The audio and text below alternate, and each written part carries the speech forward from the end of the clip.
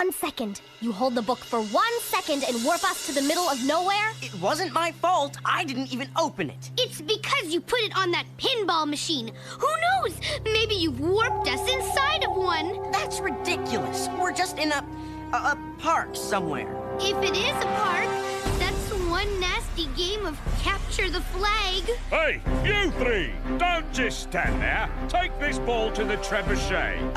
Okay, no problem. You heard the man. To the trebuchet. What's a trebuchet? Follow me. What took you so long? Sorry, your lordship. These peasants are small.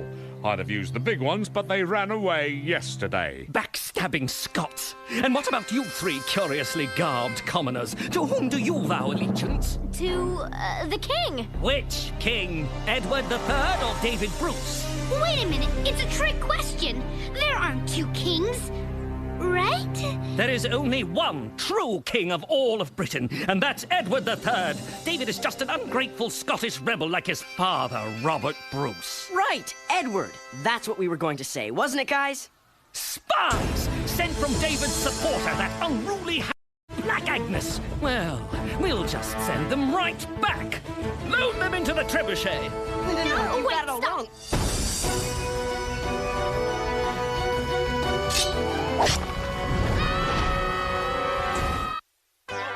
Be careful what you wish for.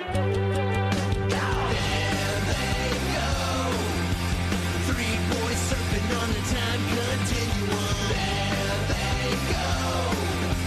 Green mist fills the air. The book can take them anywhere.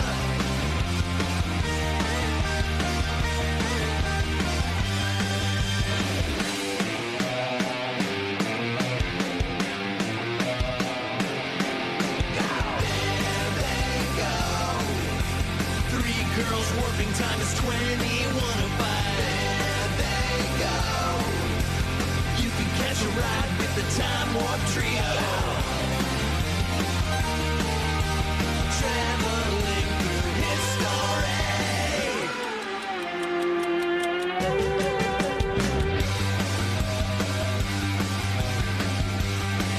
With the Time Warp Trio. There's not a lot of time to think when you're about to be splattered against the wall of a Scottish castle. But one question did occur to me. Why me? The answer was simple. Family. And then you just put the remainder over here, and voila! That's long division. You're so smart. If only you were my older sister and Joe was my great-great-grandnephew. Don't trust her, Jody. I know that voice. She's up to something. I am not. You're just jealous because we're bonding. Yeah. So, now that we've bonded, will you teach me something about the book? See, I told you. Anna, I know you've done it before, but you're really too young to time travel. Yeah, Anna, listen to Jody. Having said that, I guess there are one or two little things I could show you. Wait, no fair. I'm older. You should be teaching me first. Age doesn't matter, right, Jody? Tell him. Does too. Does not. If you two don't stop fighting, I'm not showing either of you a thing. Now, before you open the book, you should always make sure your hands are clean, especially if you've been around Fred. I usually carry around some disinfecting lotion for just this purpose. Now, where did I put it? Wait, there's tomato sauce on this table. We should put the book someplace clean. 1,338? Huh. I could get that with one hand tied behind my back. Ah, here it is. Not only does it kill germs that can infect the space-time continuum, it's also a lavender-scented moisturizer. Hands, please.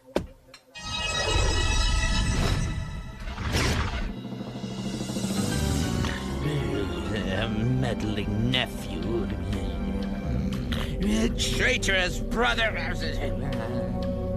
Huh? Ha-ha! Right into my trap. Now, let's see where my craftily hidden time bomb has sent that little warp runt. Medieval Scotland, eh? Perfect! We'll have bagpipes at your funeral, laddie.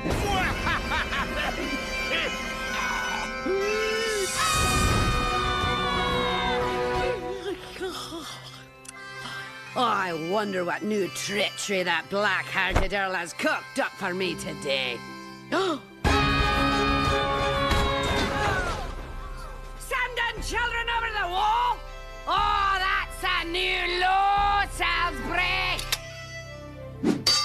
You're all right then? No broken bones?